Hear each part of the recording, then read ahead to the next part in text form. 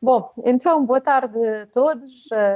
Nós, o Centro de Reflexão Cristã, tem muita honra em poder organizar esta sessão. É uma sessão online, porque é uma sessão para todo o mundo, oxalá, mas pelo menos confirmo que temos da Espanha ao Brasil, eh, temos aqui alguns colegas, certamente outros se juntarão. Nós celebramos este ano, Portugal, celebramos este ano 50 anos da aprovação da Constituição da República Portuguesa e todos os anos aproveitamos também para evocar e recordar a importância que a Revolução do 25 de Abril de 1974 teve e tem na nossa democracia, naquilo que somos hoje como povo, como igreja, como pessoas. Este ano convidámos o Edgar Silva para esta conferência. Eu confesso que já escutei uma parte e por isso é que eu fiz apanhei assim o Edgar, como se diz, à má fila, e ele aceitou imediatamente estar connosco. Agradeço-te, Edgar. E antes de Obrigado. começar, antes de passar a palavra, aproveitava para recordar aquilo que tens feito, sobretudo na área da investigação. Nós conhecemos também por ter sido padre católico, ter sido importante membro do Partido Comunista Português. O Edgar foi também, para aqueles que se recordam, certamente, candidato à presidência da República, mas na verdade, convidámo-lo hoje, sobretudo pela investigação que tem feito como investigador integrado do Centro de Estudos da História Religiosa da Universidade Católica Portuguesa, em que coordena também o projeto 25 de Abril, Permanências, Rupturas e Recomposições.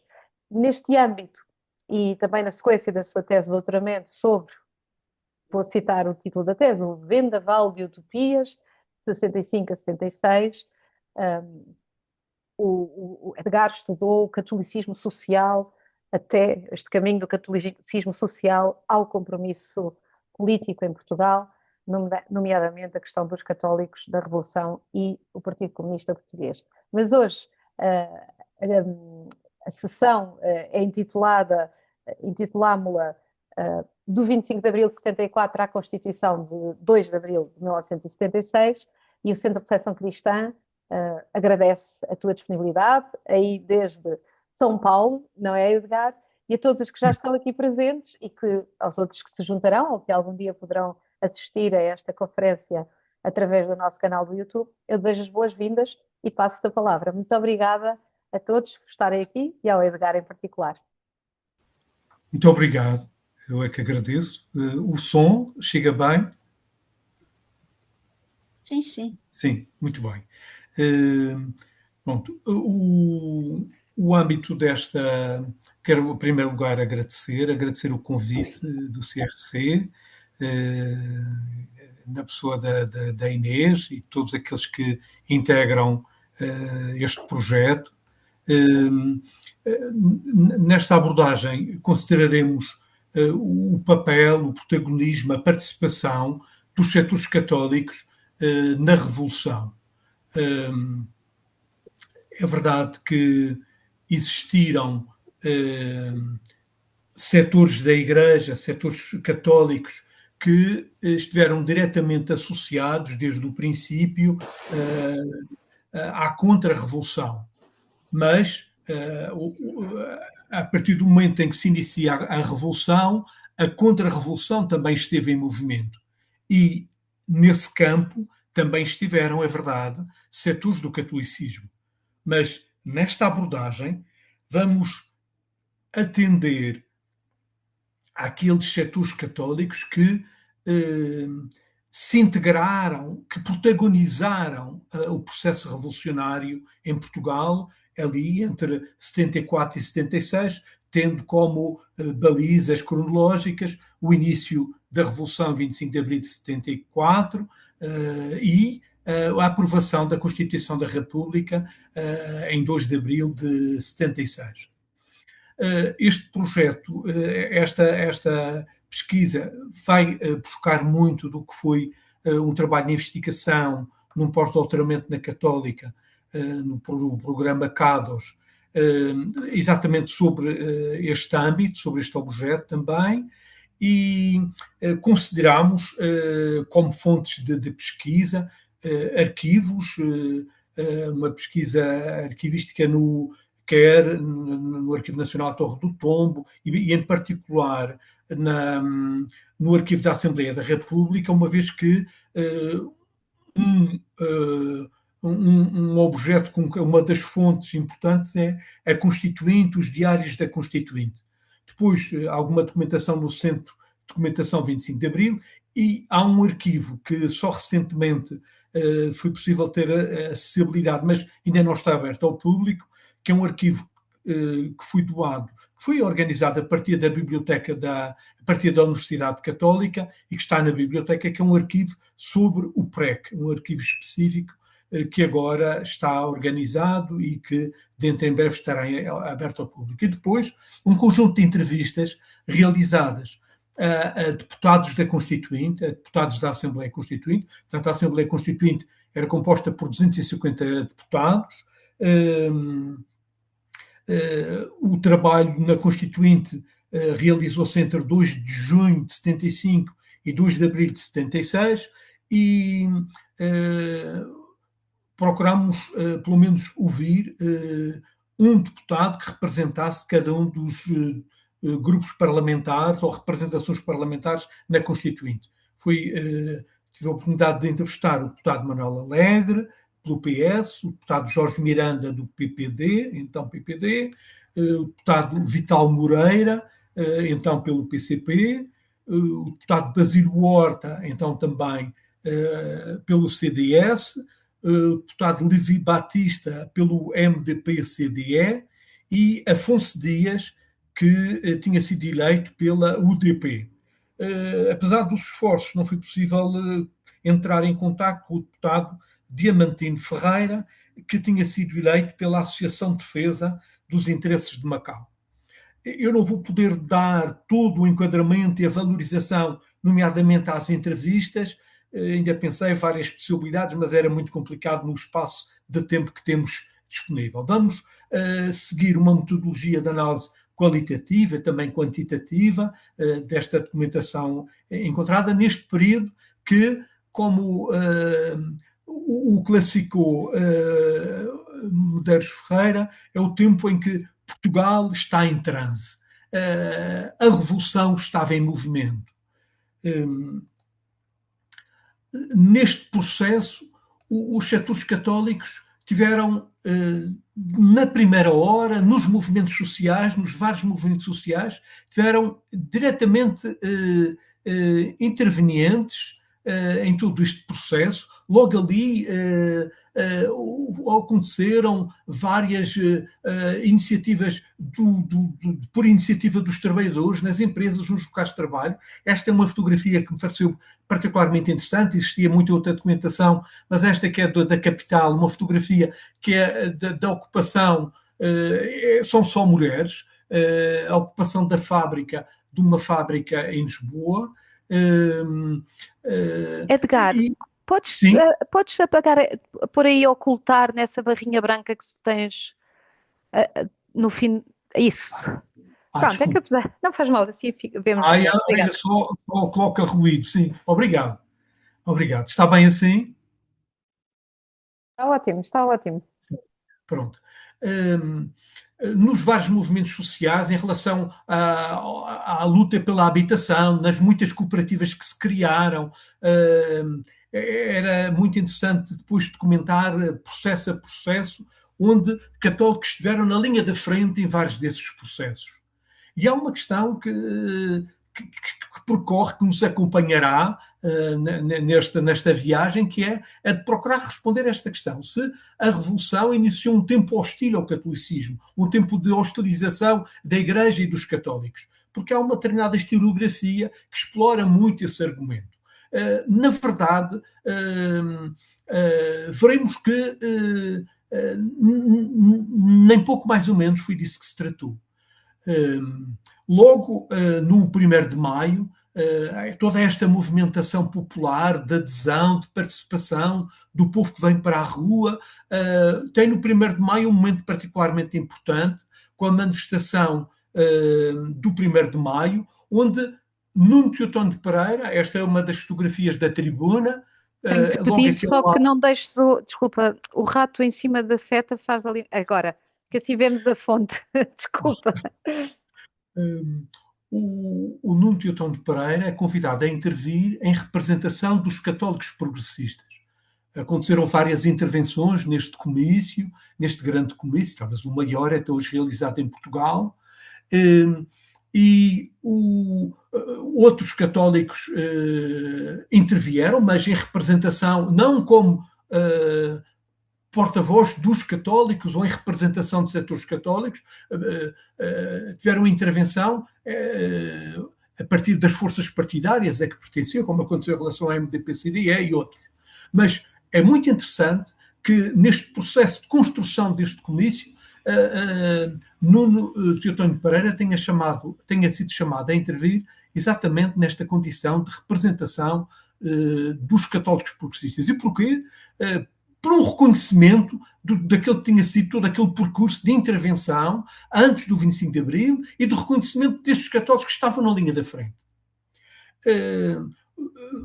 Maria de Lourdes Pintacilgo é uma destas referências importantes no meio da Revolução, dos católicos, no meio deste movimento de erupção. A Maria de Lourdes Pintacilgo tem um conjunto de notas que vai, eu diria quase como terapia, quase como conscientização diariamente, quase como que um caderno, um diário, onde vai refletindo, vai falando sobre a revolução que está em movimento. E desde o primeiro momento, ela que depois vai participar nos governos, esses seus cadernos que estão disponíveis aqui, esses manuscritos, no arquivo de Maria de Lourdes Pintacilgo, dão conta do que é esse sentir, esse pulsar da revolução e de uma católica, ela como outras e outros, neste processo na revolução. Diz ela, urge ser a revolução, captar o seu movimento, entrar nela como num mar encapelado e deixar rebentar cada onda, ora furando-a, ora sendo arrastado conscientemente por ela. É este processo de quem tem a consciência de que quando a revolução está em movimento, aos católicos não competia fazer uma revolução à parte dos outros da história, uma revolução dos católicos, mas é imerso na história, no interior da história, com os outros homens e com as outras mulheres, tentar influenciar, tentar procurar contribuir para um determinado rumo para a revolução. Na interpretação da história, na sua reflexão sobre o cristão e a revolução, escreveu ainda Maria de Lourdes Pintacilgo, vivi plasmada, atravessada pela revolução fundadora. Acerca da situação revolucionária e do seu sentido, afirmou ainda, e passo a citar, temos de derrubar a antiga ordem e as suas estruturas. Temos de construir novas estruturas. Temos, sobretudo, de atender às necessidades essenciais do povo. A revolução, fim de citação. A revolução que se exigia, segundo Maria de Lourdes Pintacilgo, e volto a citá-la, exigia-se que fosse global e em constante criação.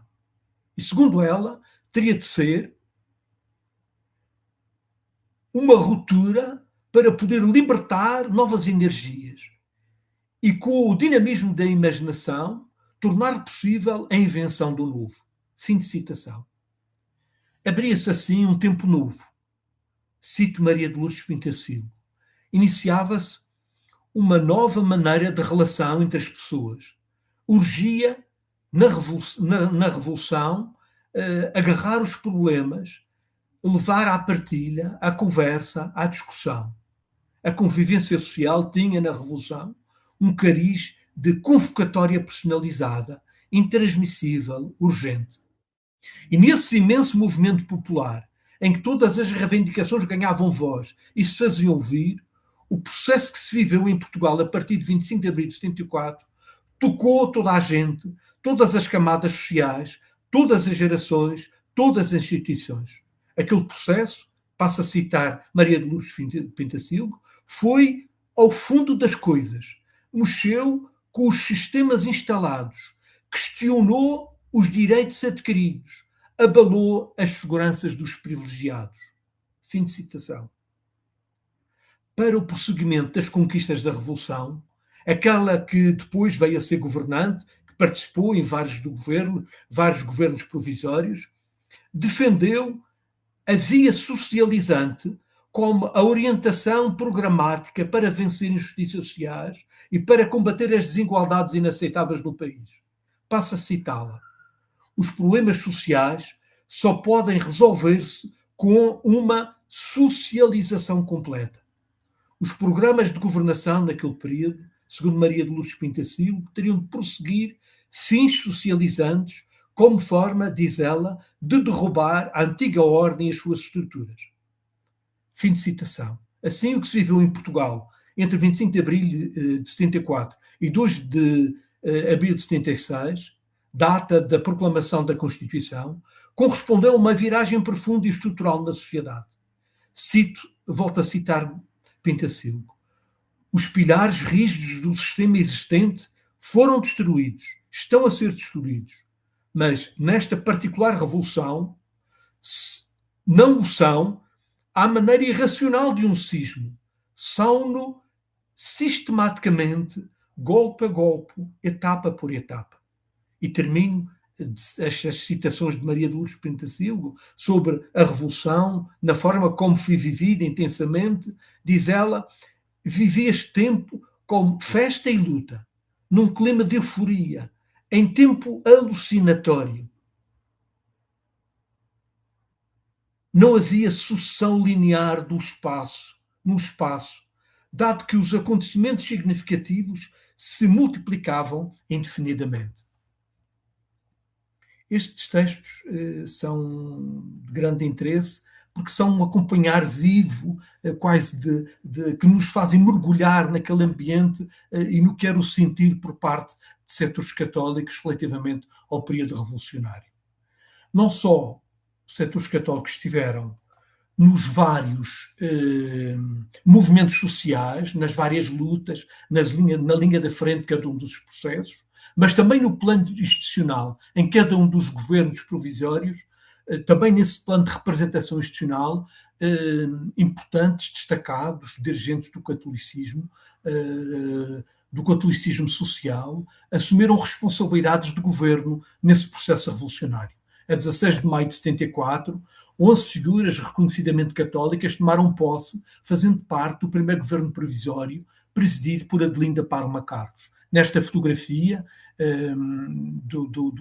da Torre do Tombo, nesta fotografia, para além de Maria de Lourdes Pintacilgo, temos aqui outros setores católicos, desde Sá Carneiro, portanto, o conjunto de setores. Mas no conjunto dos vários governos, esse foi um trabalho interessante de quantificação nos vários governos, podemos afirmar que 40 figuras saídas dos meios católicos fizeram parte dos 6 governos durante o chamado PREC. E eram católicos que tinham um percurso de intervenção, de militância e destacados dirigentes do movimento católico antes do 25 de Abril. Por exemplo, falaremos de alguns exemplos, muitos outros podíamos dar. Este é Avelino Gonçalves, era dirigente, um dos dirigentes do movimento operário católico, da JOC e depois da LOC. Foi o primeiro-ministro do Trabalho. Avelino Gonçalves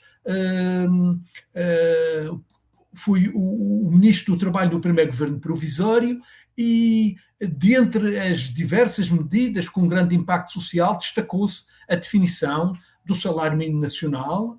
Foi um processo difícil, conflituoso, mas ele mesmo diz, porque isso é interessante para perceber continuidades e rupturas. Ele mesmo diz que quando chegou ao Ministério havia já um longo trabalho de construção de projetos para a aprovação de um salário mínimo nacional, nunca veio a ser aprovado, onde pessoas que estavam ligadas aos movimentos católicos tinham tido uma intervenção direta também nesses processos. Este foi um processo muito complexo este de estabelecer aquele valor dos 3.300 escudos para o salário mínimo, mas foi uma medida de grande alcance social, uma medida de impacto económico e social enormíssimo.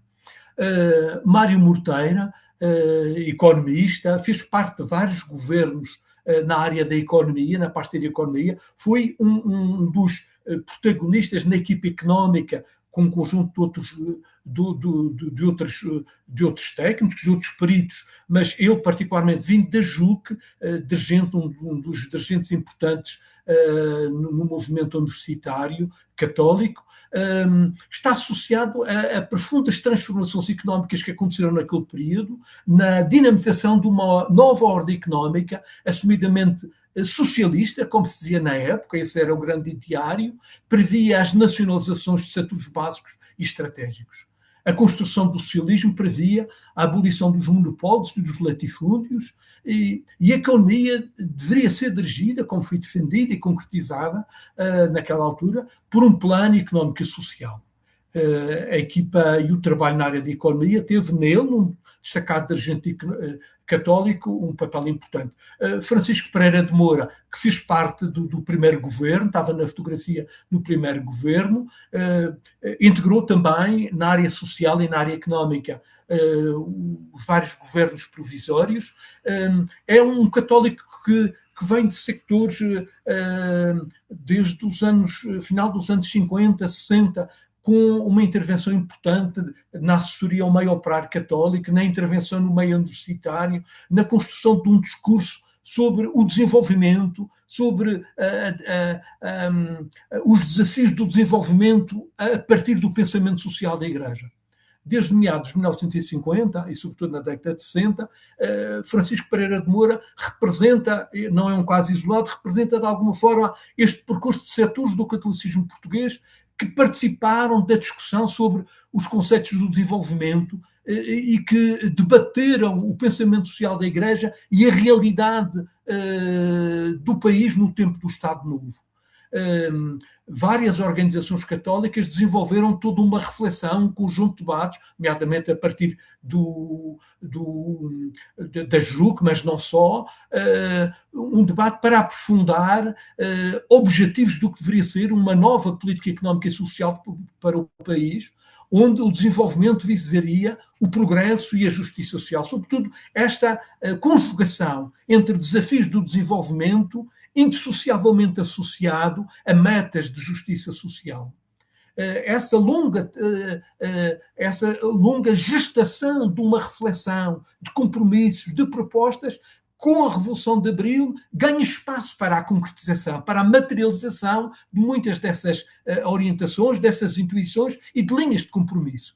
Então, o dirigismo católico formará, ainda antes do 25 de Abril, toda uma geração tecnicamente qualificada, culturalmente disponível para intervir com base em valores e compromisso no sentido socializante. Não é por acaso que são estes e não outros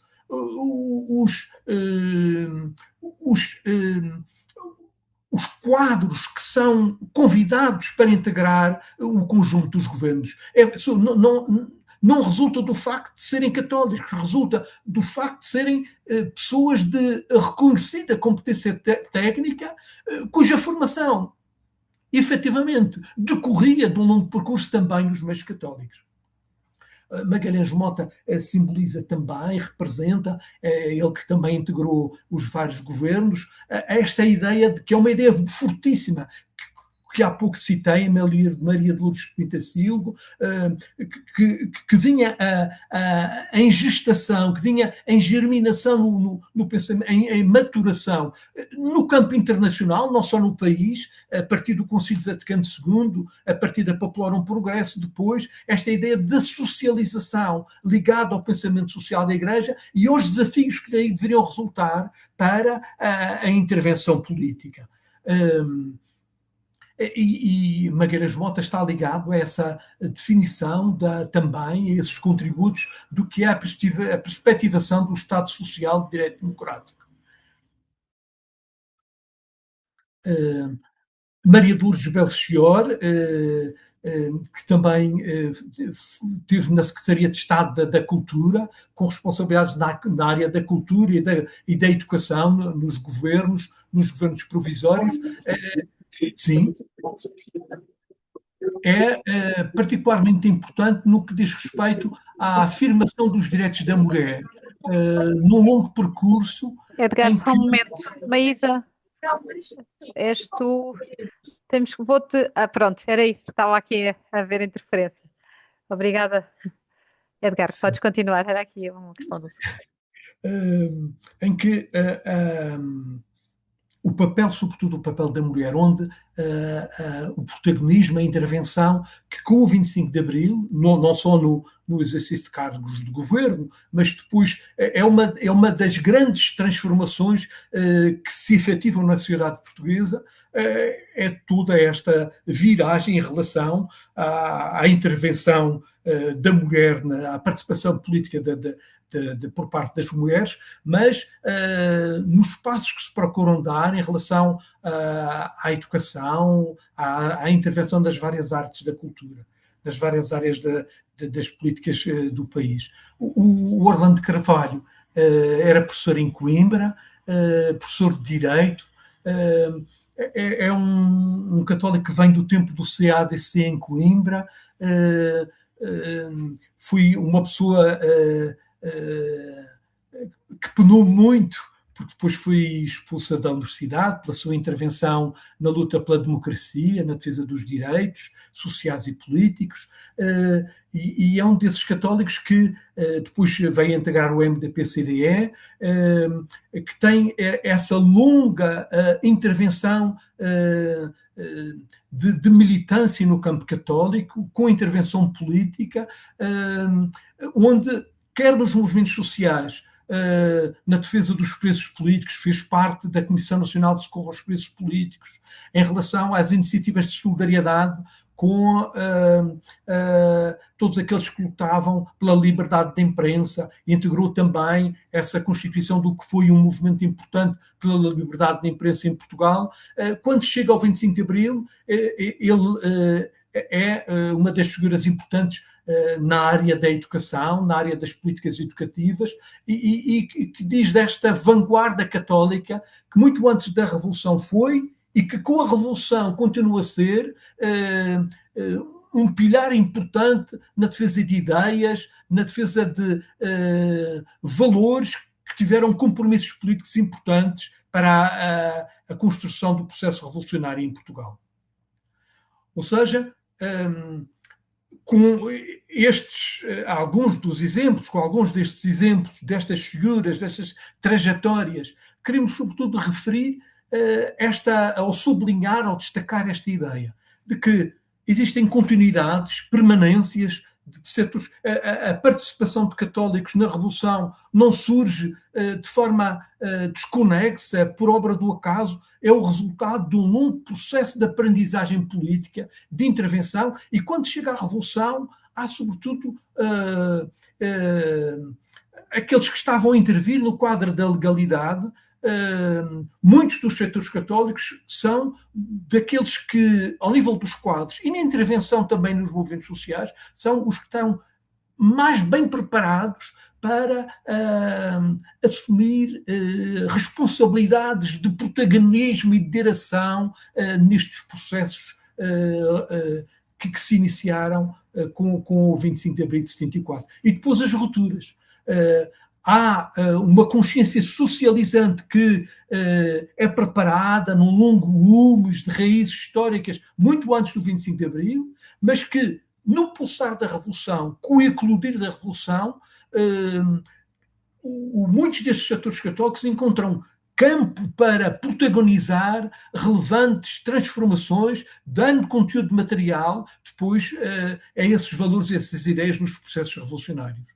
Por isso podemos dizer que setores católicos contribuíram decisivamente para a transformação da história neste período, da história do país, norteados fundamentalmente por estes valores do desenvolvimento humano integral, pelos valores do pensamento social da Igreja, que influenciaram em muito a Revolução, como veremos já daqui a pouco, em relação ao debate na Constituinte e ao que vai ficar materializado na Constituição da República Portuguesa.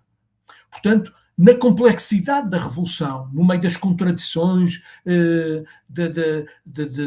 das confusões, no quente da revolução, a verdade é que foi aprovada uma inigualável agenda social, onde o país conheceu uma fase onde mais intensamente e mais profundamente evoluir para objetivos de justiça social associados ao ideário do desenvolvimento do país. E onde prevaleceram essas intervenções desses setores católicos, fazedores dessas reformas estruturais que aconteceram em Portugal na construção da democracia. Vejamos no que foi o trabalho da Constituinte. Na Constituinte, naquele período que se iniciou a 2 de junho de 1975. Edgar, agora estamos um bocadinho perdidos. Ok, já estamos na tabela 1. A tabela 1, que é... Não, é que onde, antes parecia que... Sim, saltou aqui um quadro, mas já estamos. Esta análise resultou de um elenco de categorias, de ideias fundamentais que estão presentes no pensamento social da Igreja. E a partir de 34 categorias, fomos ver nos diários da Assembleia Constituinte, ao longo daquele período de debate, de discussão, dos vários projetos que tiveram em discussão, a partir dos diários da Assembleia, que conceitos, que ideias foram prevalecentes em todo o debate e até que ponto estiveram ou não estes valores que são estruturantes do pensamento social da Igreja. E, na verdade, dos 34 conceitos que destacamos do pensamento social da Igreja, da ideia de desenvolvimento humano integral, destes, eles foram, de facto, os que tiveram maior prevalecência no debate, na discussão. A ideia de trabalhadores é uma ideia central, com 6.259 entradas. A ideia de direitos, o debate à volta do desenvolvimento, dos conceitos de desenvolvimento, a ideia de futuro, da amanhã, de dignidade humana, a ideia de progresso, cooperação, desenvolvimento. Portanto, há um conjunto de valores que são fundamentais à luz do pensamento social da Igreja, que que informaram todo o debate, que constituíram balizas centrais de todo aquele debate. Ao contrário da ideia que poderia haver de que, por exemplo, quando comparado com categorias como o marxismo, como luta de classes, bem pelo contrário. É um abismo que separa estes conceitos que são fundamentais para o pensamento social da Igreja daqueles que depois são outros conceitos que faziam parte do jargão político à época, nomeadamente a ideia de socialismo,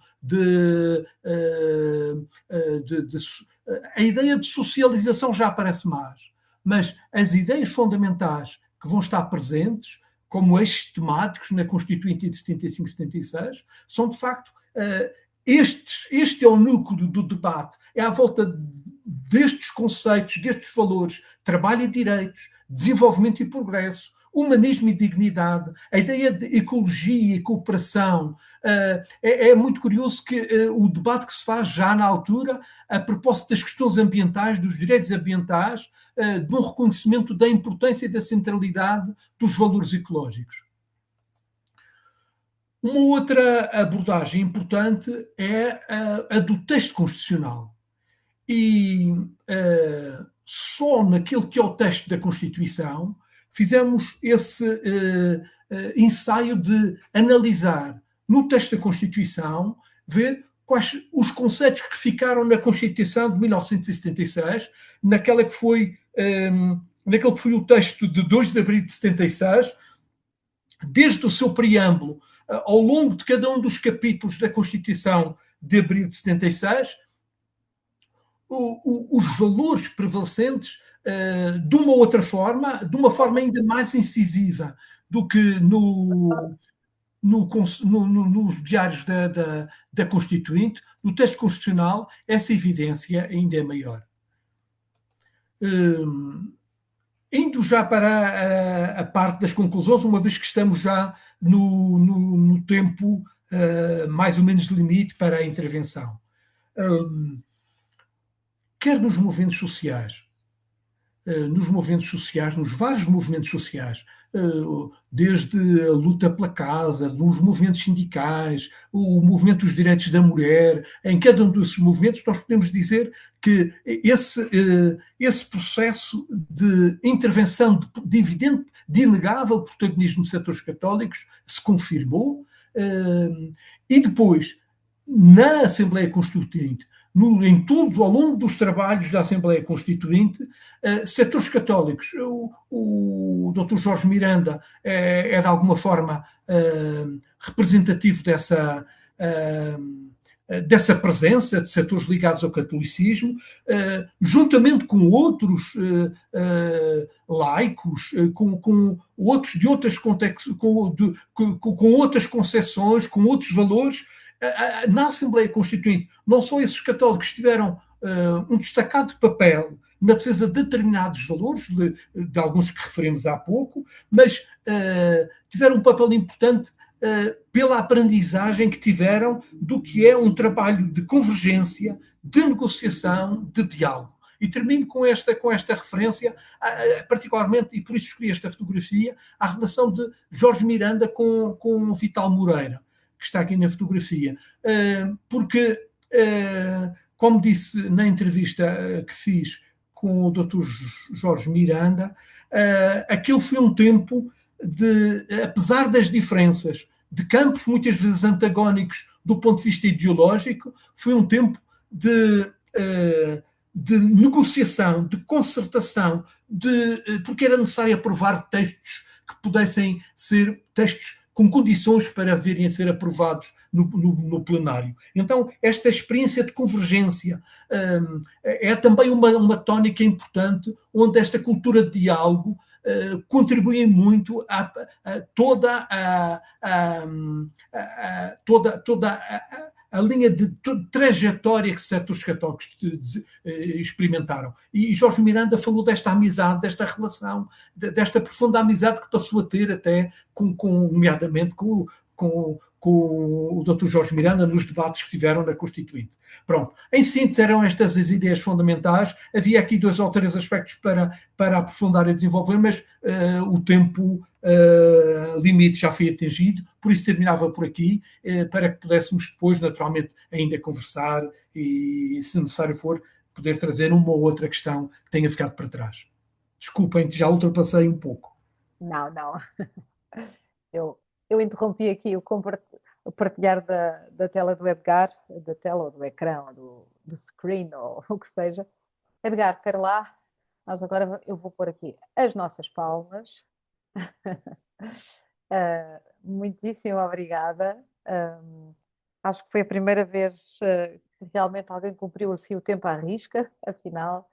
E se calhar passava, é só para explicar que eu tinha pedido ao Edgar que fosse à volta de 40 minutos, porque gostaríamos muito, podia ter dito isto no início, que toda esta sessão não ultrapassasse 1 hora, porque acho que é bom sermos breves e bons, e portanto já a parte de sermos bons já coube aqui ao Edgar, a parte de sermos breves sou eu que tenho esta missão. Não sei se eu abriria talvez o debate, eu tenho alguns comentários a fazer, e se calhar não resisto a destacar estas palavras finais do Edgar e esta amizade improvável entre aparentemente improvável, não é? Entre Jorge Miranda e Vital Moreira. E o Edgar falou-nos, desculpa, eu é que escrevi, convergência, negociação, diálogo, concertação, e eu diria que como estamos necessitados de voltar a estas palavras. Mas mais uma vez, passávamos então primeiro a palavra a quem está aqui presente. Não sei se querem fazer algum comentário.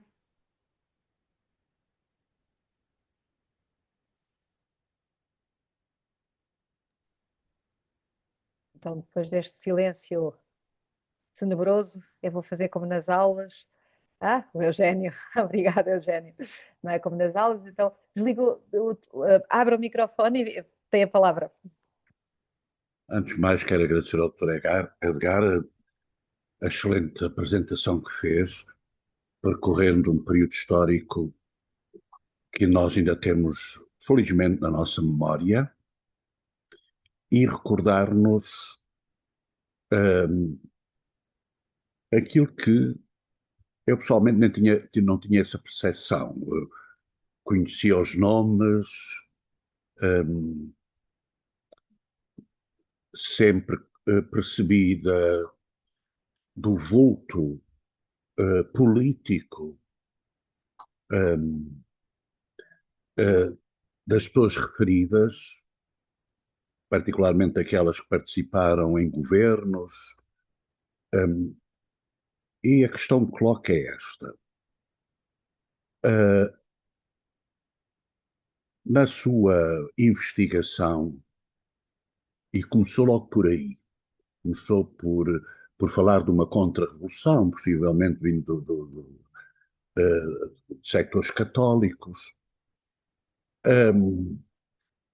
A ideia que tenho é que alguns desses católicos que estiveram na Revolução depois ficaram desanimados, desiludidos com a Igreja. Acha que houve da parte, e quando falamos da Igreja, forçosamente estamos a falar de hierarquia, não? A falta de apoio que esses católicos, nessa hora tão desafiante, necessitavam? Esta é uma questão. A segunda é, depois disso, na sua opinião, o que é que aconteceu para que a Igreja deixasse de ter pessoas tão... Temos nomes mais recentes, e eu recordo aqui, já foi referido a doutora Lourdes Pintacil, mas eu não posso esquecer Alfredo Hurta Costa, Manuela Silva, Cássio Catarino, também mais discreto, mas sempre muito ativo. O que é que aconteceu? Na sua opinião, o que é que aconteceu para que a Igreja deixasse de ter este laicado tão consciente, tão ativo, tão comprometido, tão arriscado? Antes de passar ao Edgar, eu pergunto se alguém quer juntar alguma questão aqui, porque senão nós avançamos e eu depois fecho. Com esta conversa não se esgota hoje. Então, Edgar. As questões são muito interessantes.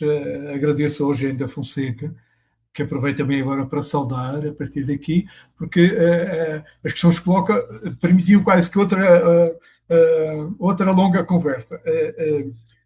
Aproveito para, sobretudo, alertar, dizer que este processo que atravessou o país de norte a sul e por toda a parte, em todo o país, destacados setores católicos estiveram em vários processos a protagonizar a revolução em Portugal. Portanto, isto não foi um fenómeno que a gente possa circunscrever aos grandes centros urbanos. E uma das perspectivas muito interessantes da investigação que fiz e que neste espaço não daria para fundamentar, expor, é o percebermos como desde Vila Real a Bragança, da Madeira, e quem eram esses setores? Eram sobretudo setores que vinham do catolicismo social e que vão estar na linha da frente, nos sindicatos, em ocupações em processos reivindicativos, de norte a sul do país. E depois, também em relação àqueles quadros que tiveram representação institucional, eu referi aqui alguns dos que tiveram responsabilidades institucionais e que tiveram responsabilidades de governo. Mas outros tiveram por exemplo, representação no Parlamento, tiveram no poder local. Portanto, existem muitos outros setores católicos, muitos outros casos católicos, estes são apenas alguns a título exemplificativo. E, portanto, é muito... Por exemplo, no dia 25 de julho de 1974, realizou-se uma manifestação comício de apoio ao programa do MFA e ao governo provisório. Foi uma manifestação realizada em Lisboa. Portanto, havia o 25 de abril, o 1º de maio, e nessa manifestação de apoio, que se realiza no Estado 1º de maio, com milhares de pessoas, refiro este exemplo para dizer que existem muitos outros protagonistas, muitos outros católicos que estiveram diretamente envolvidos neste processo igualmente ou mais importantes. O Miller Guerra foi um dos convidados a intervir. Nesse comício, os oradores foram Mário Soares, Miller Guerra, Magalhães Mota, José da Felicidade Alves e Álvaro Cunhal. Isto está anunciado no 1º de janeiro e na capital de julho de 74. Portanto, Miller Guerra tinha sido deputado à Assembleia Nacional, é deputado depois à Constituinte, também está nas listas do PS. O Felicidade Alves, que é um gigante em todo este processo da participação política que vinha muito antes do 25 de Abril. Portanto, isto para dizer que existem tantos outros, a vários níveis que poderíamos referenciar. Por exemplo, a doutora Manuela Silva, outro nome que não poderia aqui faltar, mas pronto, participa num debate na Capela do Rato, 6 de julho de 74, um debate organizado sobre as nacionalizações, um colóquio na Capela do Rato, onde Manuela Silva defende a urgência da nacionalização não só de setores económicos, mas a nacionalização do solo urbano como solução para a habitação. Isto, estamos a falar de uma intervenção, de um debate promovido por católicos. Em junho de 74, estamos na Revolução. E, portanto, isto para dizer o quê? Que muitos outros nomes, muitos outros setores católicos poderiam ser aqui referenciados neste processo. Quer dizer que foi um vasto e profundo processo de participação. E não aquela ideia de que uns ateus tomaram conta da Revolução contra a Igreja e contra o catolicismo. Essa é uma ideia, isso é falso. Isso é uma distorção da história. E não percebo também como é que setores católicos compactuam com essa menorização, com essa distorção da história, até porque desvaloriza o papel de importantes setores católicos na construção da história do país. Mas isso, pronto, é outra conversa. Agora, a questão que o Eugênio da Fonseca coloca, a outra, é estes são católicos com um peso enorme. Do ponto de vista da sua formação teórica, de competência técnica, de um laicado ativo e proeminente na Igreja Portuguesa. E com uma intervenção política, com um nível de participação qualitativo na cena política portuguesa, inquestionável. Mas a verdade é que, passado muito tempo, houve, eu diria quase que um apagão. Eu, por exemplo, fiz depois um conjunto de entrevistas com deputados na Assembleia da República, porque era interessante exatamente para fazer a comparação. Foi na 15ª legislatura, entre 2023 e 2024. Como era também uma legislatura com o mesmo arco cronológico de 75, 76, para ouvir vários deputados e perceber de que forma estes valores do pensamento social da Igreja estão ou não presentes. E, de facto, é confrangedor. É que não encontramos, em primeiro lugar, estes católicos com representação institucional, com esse peso, com essa densificação do pensamento e com esta identificação com os valores do pensamento social da Igreja, em primeiro lugar.